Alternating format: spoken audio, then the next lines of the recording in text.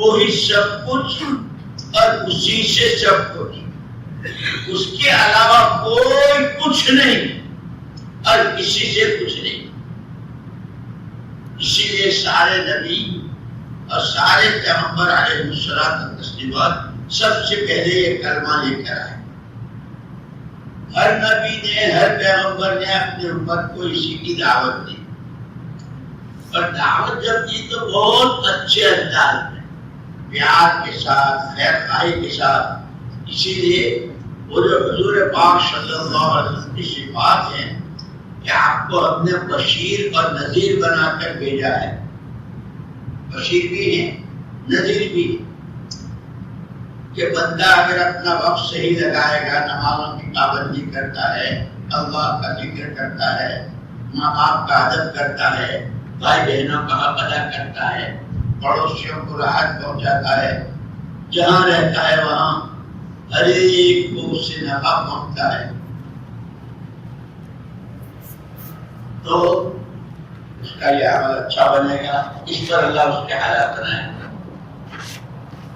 اگر اس کا وقت یہ نماز نہیں پڑھتا ہے، یہ اللہ کے حکموں کو توڑتا ہے اور یہ گالیاں بکتا ہے، ماں باپ کی بے ادبی کرتا ہے، تو اس سے اس کا عمل پورا بنتا ہے۔ اس پر پھر اس کو سزا کی وعیدیں سنائیں۔ اس لیے جو ہماری تعلیم ہوتی ہے نا، فضائل اعمال، فضائل صدقات، وہ جتنی حدیثیں ہیں وہ ساری ایکس رے مشین ہیں۔ نماز کی پابندی پر جو انعامات کے وعدے کیے ہیں، ذکر کی پابندی پر، قرآن کی تلاوت پر، اللہ کے راستے میں نکلنے اور اللہ کے دین کی محنت پر جتنے وعدے ہیں وہ سب ایکس رے مشین ہیں۔ نماز چھوڑنے، گناہ کرنے، کسی کی زمین مکان پیسہ دبانے، اس پر جتنی وعیدیں ہیں وہ بھی سارے ایکس رے مشین ہیں۔ اور ایکس رے مشین کی کسی سے رشتے داری نہیں ہوتی۔ ڈاکٹر صاحب بھی کھڑے ہو جائیں تو پتہ چل جاتا ہے کہ کڈنی میں پتھر ہے۔ ایسے ہی کوئی بھی ہو جو بھی ان روایتوں، حدیثوں، قرآن کی آیتوں کو سامنے رکھ کر اپنے کو دیکھے گا تو پتہ چل جائے گا۔ اس لیے نمونہ بتایا، اور حدیث میں کہا گیا المؤمن مرآۃ المؤمن، مومن مومن کا آئینہ ہے۔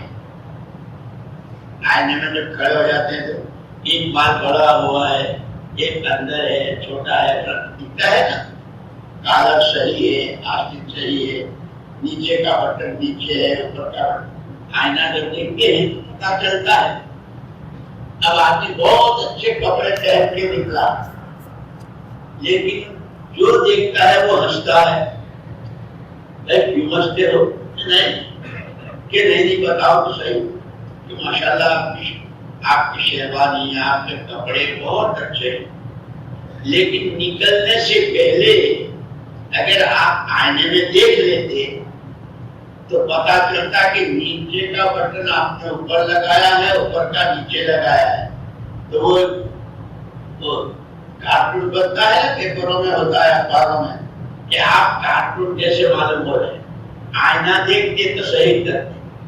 اسی لیے حضور پاک صلی اللہ علیہ وسلم کی طرف سے صحابہ کرام رضوان اللہ تعالی اجمعین کو آئینہ بتایا کہ اپنی آنکھوں کا دیکھنا، کانوں کا سننا، ہاتھوں پیروں کا استعمال، اپنا پیسہ، اپنی سمجھ بوجھ، اپنا وقت جو لگانا ہے کہ پہلے آئینے میں دیکھ لو۔